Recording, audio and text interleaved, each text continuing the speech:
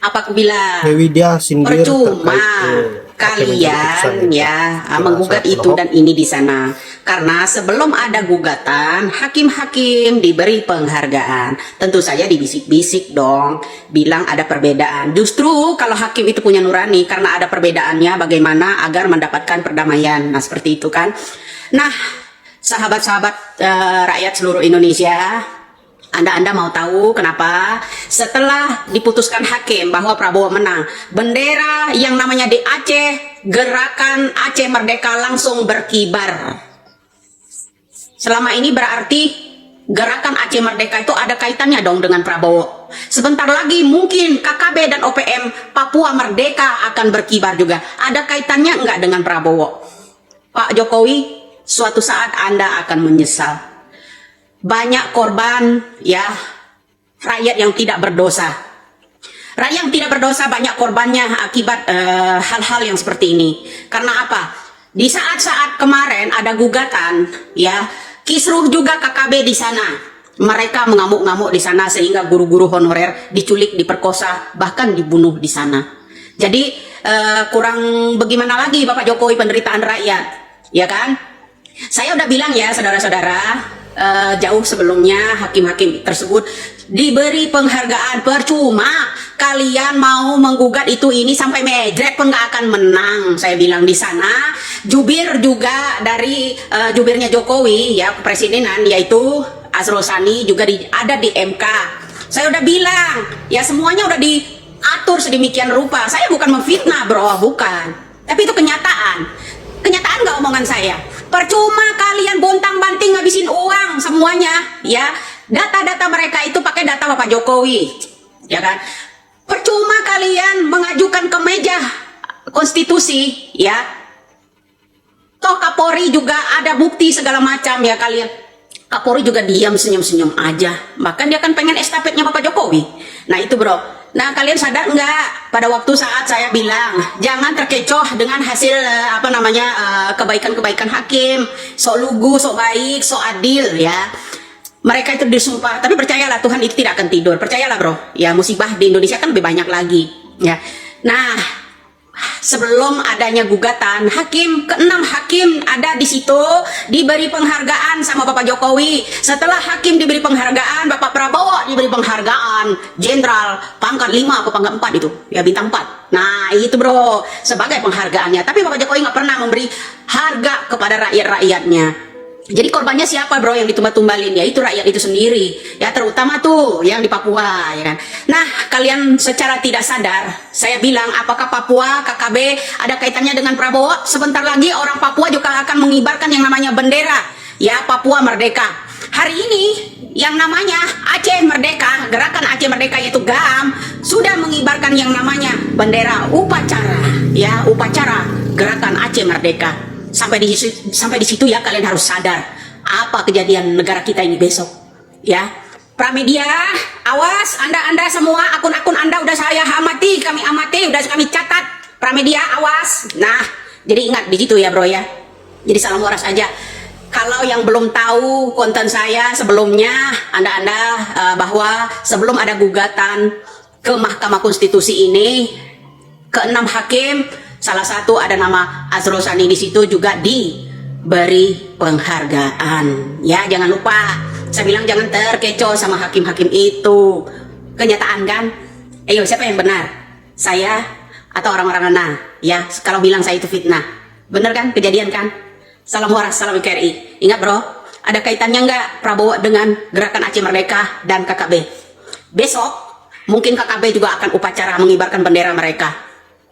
Papua Merdeka. Hari ini sudah terjadi upacara pengibaran bendera gerakan Aceh Merdeka. Prabowo menang. Salam waras. Sidang di MK ini adalah teater hukum dunia. Bener banget ya, serasa nonton lomba nyanyi Indonesian Idol atau American's Got Talent, di mana ada juri. Kalau jurinya suka sama peserta yang nyanyi, kalau mayoritas suka bisa lolos. Kalau mayoritas gak suka, peserta bisa gagal. Sama halnya kalau kita ikut ujian matematika, ada 10 guru. 7 guru bilang nggak suka. 3 guru bilang suka. Maka kita gagal. Padahal ilmunya satu. Rumusnya satu. Kok bisa berdasarkan suka dan tidak suka, atau tekanan, atau serangan fajar. Jadi menurut saya benar-benar ini adalah makam keluarga, lomba nyanyi. Tidak ada mutunya. Itu pendapat saya. Dan menurut saya ini bukan putusan yang bulat, tidak mencerminkan hati rakyat, tapi ini menurut saya adalah titipan sponsor. Lagian kenapa capek-capek bikin pemilu dari awal aja, tunjukkan saja siapa yang akan menang. Kalau ujung-ujungnya bakal seperti ini. Dikatakan bahwa ya buktinya cuma hanya video-video online, tidak ada ahli yang menunjukkan bahwa video itu asli atau tidak. Ya sama halnya sekarang ada video orang curi motor, ya, atau orang bunuh orang. Masa saya harus menghadirkan ahli mengatakan bahwa benar-benar orang itu terbunuh? Terus ahli apa? Ahli maling. Ahli maling. Ya, terus katanya juga mungkin saja videonya tidak asli. Padahal ada jutaan orang menyaksikan perihal bansos itu. Terus bagaimana pula kita bisa mengatakan bahwa tidak ada saksi, tidak cukup lah. Saksi pun dibatasin. Ya sudahlah, terserahlah, sebodoh teing lah. Pokoknya ini menjadi awal dari program azab Indocial. Jangan rasa bahwa ini adalah suara rakyat. Karena demi kepentingan dua orang yang rakus kekuasaan, maka dikorbankan satu negara, 270 juta orang. Nasibnya ya dipermainkan. Dan tentu hakim-hakim yang mendapatkan titipan, mungkin titipan sponsor atau serangan fajar, ya hidupnya tidak bakal tenang. Jadi saya merasa bahwa kita akan mulai menonton film azab Indocial. Azab demi azab. Jangan merasa juga bahwa investor bakal datang. Sorry ya, nggak bakal datang. Karena investor akan datang ke satu negara untuk investasi jikalau ada kepastian hukum dan keamanan. Bagaimana pula sekarang orang Eropa mau investasi ke Wakanda, terus hukumnya nggak jelas. Di tengah jalan kebijakan bisa berubah dan dimenangkan mungkin untuk Cina. Programnya, proyeknya yang awalnya ditentukan untuk Eropa. Misalnya, ini contoh. Mereka nggak bakal mau. Nggak bakal mau. Jadi jangan berpikir bahwa dunia tidak melihat seperti yang saya lihat. Mereka menilai. Jadi ini sangat memalukan. Saya tidak ada urusan siapa yang menang atau yang kalah. Karena gue tenang-tenang aja. Gue cuman kasihan aja. Demi kepentingan dua orang yang serakah, satu bangsa dikorbankan. Nanti kalau kamu butuh duit, BU jangan DM ya. Jangan pinjam 100 ya, lamar kerja sini sana nawarin. Enggak. Jangan coba-coba. Lo datang aja ke junjunganmu itu. Minta makan, minta uang, minta bansos. Udah ada jalannya di sana minta bansos, uang dan makan. Minta aja rumah, minta aja segalanya. Kenapa harus minta-minta ke tetangga? Minta ke aku. Makanya tadinya kan saya maunya pendidikan. Supaya kalian pintar. Ya, supaya nantinya kita bisa bersaing dengan bangsa lain. Bagaimana bisa kita mau bersaing kalau masih butuh makan siang? Lagian belum waktunya kita bersaing dengan bangsa lain. Urusin dulu, intern dulu, kebobrokan ini. Gimana bisa bersaing kalau nggak punya otak? Apa mau disaingin gitu? Bangsa lain kan cerdas. Bisa bikin internet, bisa bikin TikTok, Facebook, Instagram, bisa bikin satelit. Kita bisa bikin apa? Jangan halu lah mau bersaing.